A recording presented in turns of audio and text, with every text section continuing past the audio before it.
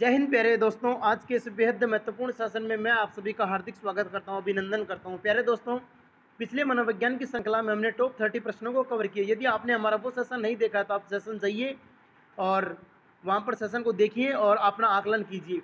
आज उसी श्रृंखला को आगे बढ़ाते हुए हम उसका पार्ट 2 लेकर आ रहे हैं। ये प्रत्येक यूनिट वाइज आएंगे। जब तक इस यूनिट के कंप्लीट प्रश्न नहीं होंगे तब तक हम अगली यूनिट पर नहीं चलेंगे। ये सेशन बहुत ही आपके लिए उपयोगी और कारगर साबित होने वाला, मैं ऐसी आशा करता हूँ। यदि आपने अभी तक हमारा चैनल सब्सक्राइब नहीं किया है तो सब्सक्राइब कीजिए, वीडियो को लाइक कीजिए, चैनल को सब्सक्राइब कीजिए और बाकी दोस्तों तक भी शेयर कीजिए। चलिए शुरुआत करते हैं आज के सेशन की। आज के सेशन का पहला ही प्रश्न है। उस सेशन में हमने 30 प्रश्न कवर किए थे, उसी को आगे बढ़ाते हुए 31वां प्रश्न है। मनुष्य जीवन का आरंभ मूलतः घटित होता है, अर्थात मनुष्य जीवन का आरंभ मूलतः किससे घटित होता है? एक कोष से, दो कोष से, दो कोष से, एक कोष से, कई कोष से। यहाँ कोष है, ये दोष नहीं है, और कोई कोष नहीं। तो मनुष्य जीवन का आरंभ की बात करूं मैं तो मनुष्य जीवन का आरंभ यहाँ पर ऑप्शन नंबर 2 आपका राइट आंसर होने वाला है। मनुष्य जीवन का आरंभ केवल एक कोष से घटित होता है, अर्थात ऑप्शन नंबर बी आपका यहाँ पर करेक्ट आंसर है। और आप फटाफट कमेंट सेक्शन में कमेंट करते रहिए। मैं आगे चलता हूं। वृद्धि और विकास में क्या समानता है?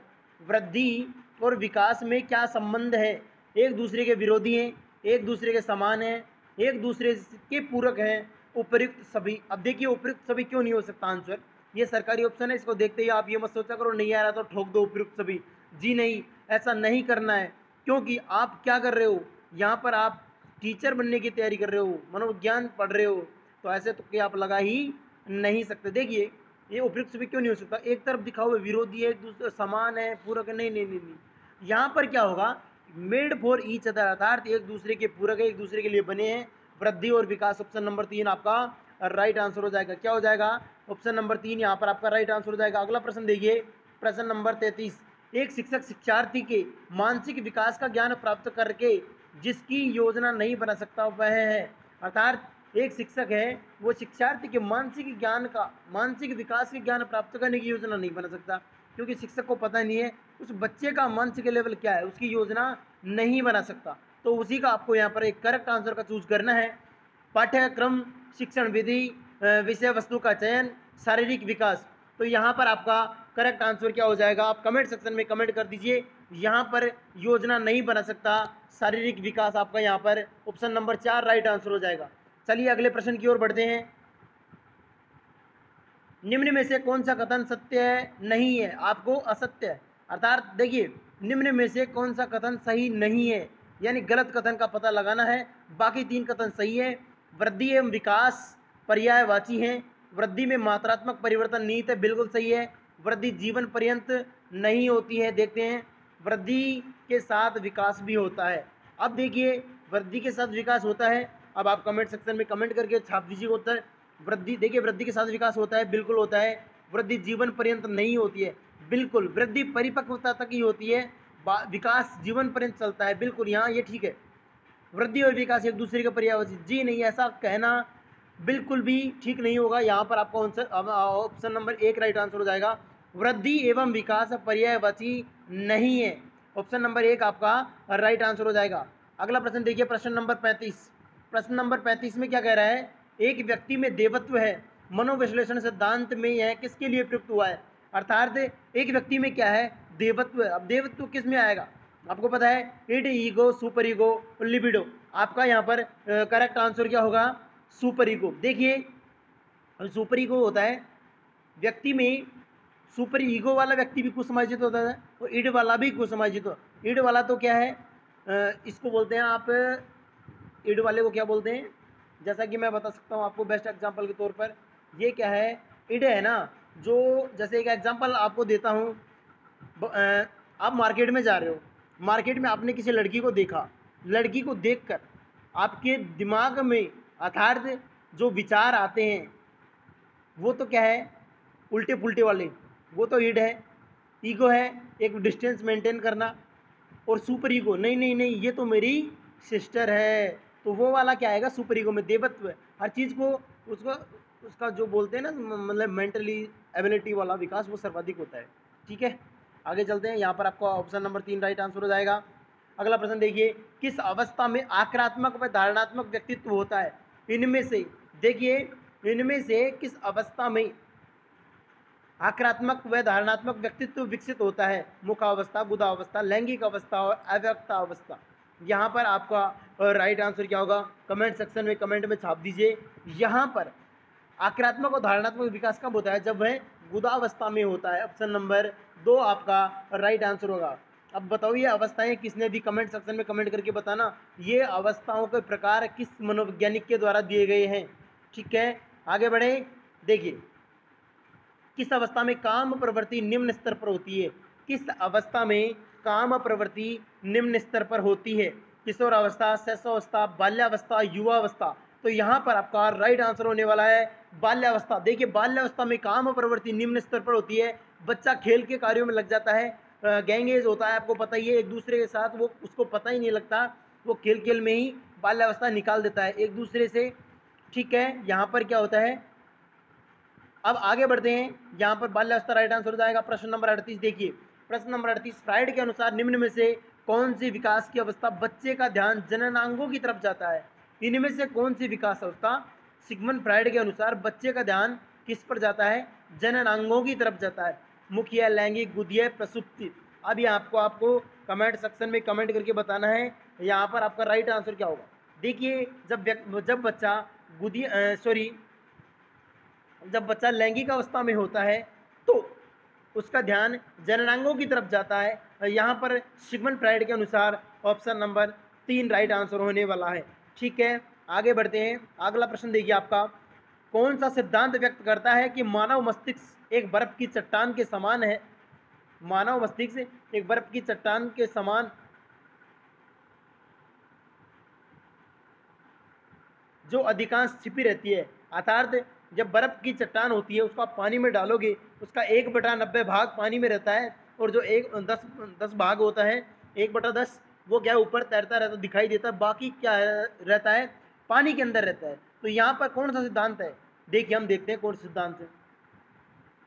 उसमें चेतन के 3 स्तर हैं। अब आपको पता लग गया होगा चेतन के 3 स्तर किसमें है। गुण सिद्धांत, प्रकार सिद्धांत, मनोविश्लेषण सिद्धांत, व्यवहारवादी सिद्धांत या सिगमंड फ्राइड का मनोविश्लेषणात्मक सिद्धांत, जिसमें चेतन के 3 स्तर हैं, चेतन, अचेतन और अर्धचेतन। यहाँ पर आपका राइट आंसर होने वाला है ऑप्शन नंबर 3 आपका राइट आंसर होने वाला है। ठीक है, आगे बढ़ें।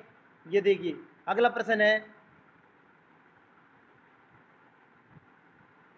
कौन से आयु समूह के लिए एरिक्सन ने विकास की 8 अवस्थाएं प्रस्तावित की? किस आयु वर्ग के लिए एरिक्सन ने, अर्थात एरिक्सन ने जो 8 प्रकार बताए वो किस आयु वर्ग के लिए थे? जन्म से मृत्यु, जन्म से बाल्यावस्था, जन्म से किशोरावस्था, जन्म से युवावस्था।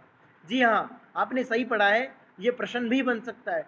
हम लोग क्या करते हैं, 8 अवस्था दे दी एरिक्सन ने, ये लो साहब रट लिया 8 अवस्था। अब पेपर में तो कुछ उल्टा पुल्टा ही आता है, क्योंकि देखो पेपर बनाने वाले का भी माइंडसेट आपको ही ध्यान में रख के वो अपना माइंडसेट पेपर तैयार करता है कि स्टूडेंट कहाँ गलती कर सकता है, उस गलती को पता लगाता है वो आपके माइंड को पढ़ता है, फिर उस हिसाब से आपको प्रश्न आपके मतलब वो पासा फेंकता है और आप उस पासे को पलट ही नहीं पाते हो। ठीक है जी, यहाँ देखते हैं, यहाँ पर आपका राइट आंसर हो जाएगा ऑप्शन नंबर 1, जन्म से मृत्यु तक एरिक एरिक्सन ने 8 अवस्थाएं बताई। ठीक है, आगे बढ़े। एरिक्सन के अनुसार कौन सी अवस्था के बालक अधिक पहल करता है लेकिन बहुत सशक्त भी हो सकता है, जो दोष भावनाओं की ओर ले जा सकता है?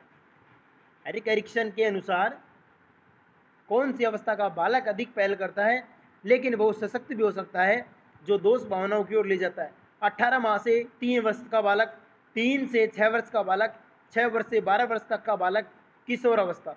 अब यहाँ पर आपका राइट आंसर होने वाला है 2 वर्ष से 6 वर्ष तक का बालक अधिक पहल करता है लेकिन बहुत सशक्त भी हो सकता है, और वो क्या जाता है, दोष की ओर जाता है। यहाँ पर आपका राइट आंसर ऑप्शन नंबर 3 से 6 होने वाला है। मैं बहुत जल्द आपके बीच प्रत्येक सिद्धांत का एक डिटेल वीडियो लेकर आने वाला हूँ। अब आप कमेंट सेक्शन में कमेंट करके बताइए कि डिटेल वीडियो लेकर आना चाहिए या फिर हम सिर्फ to the point test series चलती रही हमारी। ठीक है, आगे बढ़ते हैं, तैयारी को आप नया आयाम दीजिए। किसने मूलभूत विकास बनाम अविश्वास की प्रथम अवस्था में प्रस्तावित किया? अब देखिए विकास बनाम मूलभूत, तो यहाँ पर आप समझ ही गए होंगे, ये एरिक एरिक्सन के द्वारा बताई गई 8 अवस्थाओं का एक प्रकार है। तो यहाँ पर राइट आंसर ऑप्शन नंबर 4 हो जाएगा, जो कि 3 की जगह है, ऐसा मत देखना आप, एरिक एरिक्सन हो जाएगा यहाँ पर। ठीक है, आगे बढ़ते हैं। निम्न में से कौन से बच्चे के सामाजिक विकास में महत्वपूर्ण भूमिका निभाता है? सामाजिक विकास की बात आती है तो आप माता पिता मत कर देना प्यारे दोस्तों, यहाँ पर नहीं। सामाजिक विकास शारीरिक मानसिक और उसका शारीरिक मानसिक सामूहिक सब प्रकार का विकास, खेल मैदान, यहाँ पर खेल मैदान ऑप्शन में है, तो आपको राइट आंसर खेल मैदान ही करना होगा। ठीक है प्यारे दोस्तों, चलता हूँ आगे। देखिए कैसे लग रहे हैं आज के टेस्ट सीरीज के प्रश्न, कमेंट सेक्शन में कमेंट करके बताइए। जिस प्रक्रिया से व्यक्तित्व मानव के लिए परस्पर निर्भर होकर व्यवहार करना सीखता है वह प्रक्रिया कहलाती है? सामाजिकरण, व्यक्तिगत मूल्य, भाषा विकास, सामाजिक परिपक्वता। प्रश्न नंबर 44 राइट आंसर छाप दीजिए। राइट आंसर क्या हो जाएगा? सामाजिकरण। क्या हो जाएगा? सामाजिकरण। एक बालक सामाजिक रूप से पूर्णतः विकसित माना जाएगा। कब माना जाएगा? यदि वह विभिन्न प्रकार के व्यक्तियों के साथ व्यवहार करना जानता है, अपने साथियों के बीच लोकप्रिय नहीं है, जी नहीं, ये तो नहीं होगा। अपने परिवार के साथ स्वस्थ संबंध, नहीं, ये भी नहीं होगा। अधिकांश समय, नहीं। यहाँ पर राइट आंसर क्या हो जाएगा आपका? ऑप्शन नंबर 1 यहाँ पर आपका राइट आंसर होने वाला है प्यारे दोस्तों। अगला प्रश्न देखिए,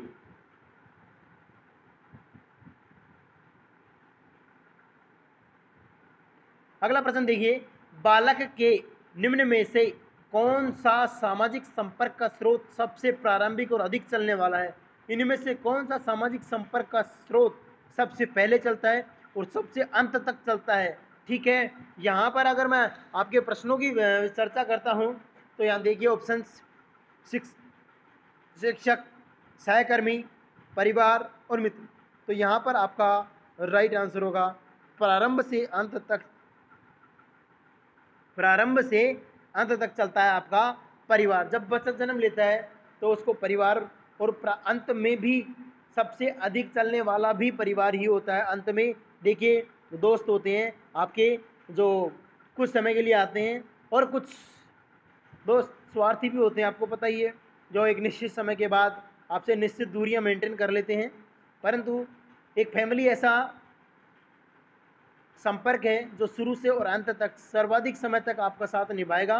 परिवार के सभी लोगों का आपको सम्मान करना चाहिए, सभी बड़ों का आदर करना चाहिए, और छोटे बच्चे उनसे प्यार करना चाहिए आपको, ये आपकी जिम्मेदारी बनती है। ठीक है जी, आगे चलें। समाजीकरण है। समाजीकरण क्या है? शिक्षकों एवं पढ़ाए गए बीच के संबंध है। समाज के आधुनिकीकरण की प्रक्रिया है। समाज के मानदंडों के साथ अनुकूल है। सामाजिक मानदंडों में परिवर्तन है। अब आपको कमेंट सेक्शन में कमेंट करके यहाँ प्रश्न का आंसर देना है। देखिए समाजीकरण क्या है?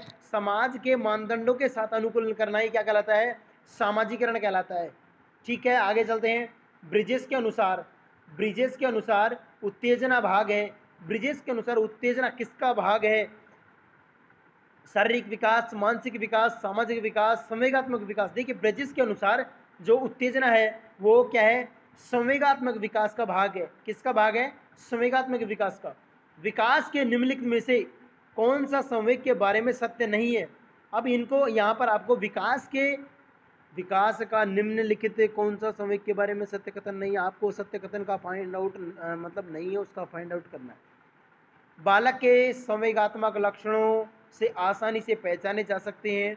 ठीक है, बालक के संवेग वयस्कों की तुलना में कम क्षणिक होते हैं। बालकों में संवेगात्मक नियंत्रण वयस्कों की तुलना में कम होता है। बालकों में संवेगों की तीव्रता वयस्कों की तुलना में अधिक होती है। अब यहाँ पर अपन को क्या पता लगाना है? विकास का निम्नलिखित में से कौन सा संवेग के बारे में सत्य नहीं है, यानी संवेग के बारे में सत्य कथन नहीं है, उसका पता लगाना है। ठीक है जी, अब अगर मैं बात करूं यहाँ पर इसके राइट आंसर की, तो यहाँ पर आपका राइट आंसर हो जाएगा ऑप्शन नंबर 2। बालक के संवेग वयस्कों की तुलना में कम क्षणिक होते हैं, ये कथन सत्य नहीं है। आगे चलते हैं। देखिए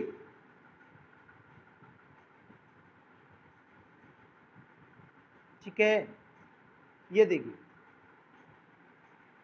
निम्नलिखित में से किसमें मूल प्रवृत्ति का संबंध संवेग से मेल नहीं खाती है? अब यहाँ पर आपको क्या करना है? देखिए एक तरफ मूल प्रवृत्तियाँ हैं, जो 14 मूल प्रवृत्तियाँ बताई गई मैकडूगल के द्वारा, और एक तरफ क्या है? मूल प्रवृत्ति, और एक तरफ क्या है?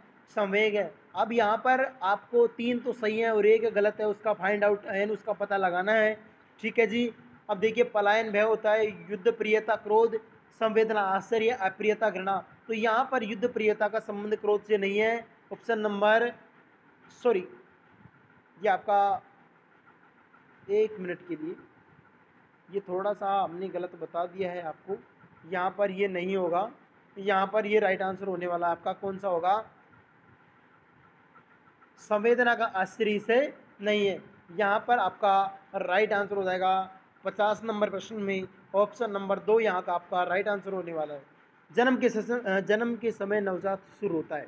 आप भी जन्म लिए तब भी रोए, मैं भी जन्म लिया तब भी मैं भी रोया, और कोई भी जब छोटा बच्चा जन्म लेता है वो रोता है। आप लोग जब बच्चा रोता नहीं है तो आप घर वालों से पूछते हो, घर वाले टेंशन में आ जाते हैं कि बच्चा रोए क्यों नहीं। तो ऐसा क्यों होता है, कभी इसका कारण पता लगाने की कोशिश की आपने? जी नहीं। तो आज पता लगाते हैं इसका कारण क्या है। जन्म के समय नवजात शिशु रोता है भय के कारण, वातावरण में परिवर्तन के कारण, पीड़ा के कारण, भूख के कारण। क्या छोटे बच्चे को भूख लगती है जन्म लेते ही? जी नहीं, बिल्कुल नहीं। पीड़ा होती है? जी नहीं, ये भी एक सटीक कारण नहीं है। भय के क्या है, उसको डर लगता है, क्योंकि संवेग तो उसमें होता ही नहीं है। भय संवेग कब विकसित होता है, ये तो होता ही नहीं है। तो यहाँ पर क्या होता है, बच्चा माँ के पेट से बाहर आता है, बाहर के वातावरण में एडजस्ट होने में उसे समय लगता है, वो अपने आप को थोड़ा सा उसका बॉडी पेन फील करता है, तो वो बच्चा रोता है। ठीक है जी, यहाँ पर आपका राइट आंसर ऑप्शन नंबर 2 जाएगा। बालक में सर्वप्रथम भय क्रोध प्रेम के संवेग विकसित होते हैं, यह कथन किसका है? ये डेफिनेशन रट्टी हुई होनी चाहिए, आपको पेपर में छपेगी, याद कर लीजिएगा। ये कथन है वोटसन महोदय का। ठीक है, आगे चलते हैं, प्रश्न नंबर 53 की ओर बढ़ते हैं। ठीक है, प्रश्न नंबर 53 की ओर बढ़ते हैं।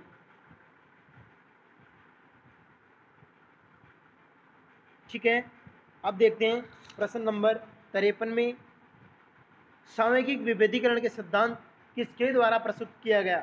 सामयिक विभेदीकरण का सिद्धांत किसके? वाइगोस्टकी, मैकडूगल, ब्रिजेस और गिलिगन। तो यहाँ पर आपका राइट आंसर क्या होने वाला है? यहाँ पर आपका राइट आंसर होने वाला है प्यारे दोस्तों, ब्रिजेस के अनुसार सामयिक विभेदीकरण के सिद्धांत प्रस्तुत किया गया। किसके द्वारा? ब्रिजेस के अनुसार। ठीक है, आगे बढ़ते हैं प्रश्न नंबर 54 की ओर। निम्नलिखित में से कौन सी विशेषता बालकों के संवेगों की विशेषता है? निम्नलिखित में से कौन सी विशेषता है जो बालक के संवेगों की विशेषता है? ये क्षणिक होते हैं, ये तीव्र नहीं होते हैं, ये व्यवहार में परिलक्षित नहीं होते हैं, ये लंबे समय तक रहते हैं। तो आपको यहाँ पर करेक्ट आंसर का पता लगाना है। यहाँ पर आपका करेक्ट आंसर हो जाएगा ये क्षणिक होते हैं। ये बालकों के संवेग की विशेषता है। बालकों में संवेग क्या होते हैं? क्षणिक होते हैं। आप देखते हो बच्चा जल्दी से रोने लग जाता है, कुछ ही देर में हंसने लग जाता है, कुछ ही देर में बड़ा खेलने में व्यस्त हो जाता है। तो उसमें क्या होते हैं? संवेग होते हैं, वो क्षणिक होते हैं। ठीक है, आगे बढ़ते हैं प्रश्न नंबर 55 की ओर देखिए। प्रश्न नंबर 55, पियाजे के अनुसार मनुष्यों में संज्ञानात्मक विकास 4 महत्वपूर्ण चरणों में होता है। इन चरणों का सही क्रम का चयन कीजिए। पेपर में आया हुआ है और फिर छप सकता है, बहुत ही इंपॉर्टेंट प्रश्न है, निशान लगा लीजिएगा। किसी न किसी एग्जाम में काफ़ी बार ये रिपीट हुआ है। अब मैं यहाँ पर आपके बीच ऑप्शन की चर्चा करता हूँ। पूर्व संक्रियात्मक, औपचारिक संक्रियात्मक, तर्क बुद्धि संक्रियात्मक, तर्क बुद्धि संक्रियात्मकता। ठीक है जी, संवेदी तंत्रिका, पूर्व संक्रियात्मक, औपचारिक संक्रियात्मक, तर्क बुद्धि संक्रियात्मक। ऑप्शन नंबर 3 में देखिए, औपचारिक संक्रियात्मक, पूर्व संक्रियात्मक, तर्क बुद्धि संक्रियात्मकता, संवेदी तंत्रिका। ऑप्शन नंबर 4 क्या कह रहा है? संवेदी तंत्रिका, पूर्व संक्रियात्मकता, तर्क बुद्धि संक्रियात्मकता, औपचारिक संक्रियात्मकता। अब यहाँ पर आपको क्या करना है, जो पियाजे के द्वारा संज्ञानात्मक विकास के 4 महत्वपूर्ण चरण, उनका क्या करना है? सही क्रम का चयन करना है। क्या करना है? सही क्रम का चयन। तो यहाँ पर आपका राइट आंसर क्या हो जाएगा? ऑप्शन नंबर 4 आपका राइट आंसर हो जाएगा। इसमें ये क्या है कि पियाजे के द्वारा विकास के जो 4 चरणों का चयन किया गया, उसका ये राइट आंसर है। ठीक है, ये क्रम बिल्कुल सीक्वेंस है। यहाँ पर अगर क्रम गड़बड़ हो जाएगा तो आपका ये प्रश्न गलत हो सकता है। ठीक है, आगे बढ़ते हैं। जीन पियाजे के अनुसार तार्किक चिंतन प्रारंभ होता है। तार्किक चिंतन किस अवस्था में प्रारंभ होता है? जीन पियाजे के अनुसार। अब देखिए, संवेदी प्रेरक अवस्था में, पूर्व संक्रियात्मक अवस्था में, औपचारिक संक्रियात्मक अवस्था में, मूर्त संक्रियात्मक अवस्था में। तो यहाँ पर अगर मैं बात करूँ इस प्रश्न का राइट आंसर कि तार्किक चिंतन किस अवस्था में प्रारंभ होता है, तो यहाँ पर आपका राइट आंसर हो जाएगा मूर्त संक्रियात्मक अवस्था में तार्किक चिंतन प्रारंभ हो जाता है। किसके अनुसार? जीन पियाजे के अनुसार। आगे देखिए, छिपी हुई वस्तुएं ढूंढ निकालना इस बात का संकेत है कि शिशु निम्नलिखित में से संज्ञानात्मक कार्य में दक्षता प्राप्त करने लगता है। अर्थात जब छोटा बच्चा होता है तो आप उसको क्या करते हो, जब छोटा बच्चा होता है आप बच्चे के सामने या फिर बच्चे को थोड़ा इधर उधर करके आप उस चीज़ को मार दो, बच्चा क्या करता है? सर्च करने लग जाता है, अर्थात खोजने लग जाता है। आपने जो चीज़ कहाँ रखी है उसको वो क्या है, काफ़ी देर प्रयास करता है। आप घर में कहीं पर रख दो, बच्चा क्या है, यहाँ रखी होगी, यहाँ रखी होगी, यहाँ रखी होगी, वो क्या आइडिया लगाने लग जाता है।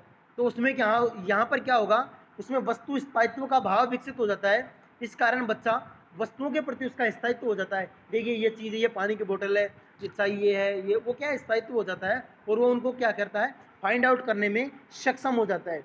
ठीक है, आगे बढ़ते हैं।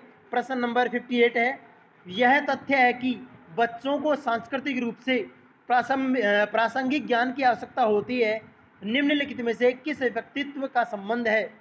देखते हैं प्रश्न को थोड़ा सा जूम इन करके, ये देखिए, यह तथ्य बच्चों को सांस्कृतिक रूप से प्रारंभिक ज्ञान की आवश्यकता होती है, निम्नलिखित में से किस व्यक्ति से संबंधित है? देखिए सांस्कृतिक की बात आती है तो आपको समझ, आपका राइट आंसर आएगा होगा। फिर मैं एक बार ऑप्शंस की चर्चा कर लेता हूँ।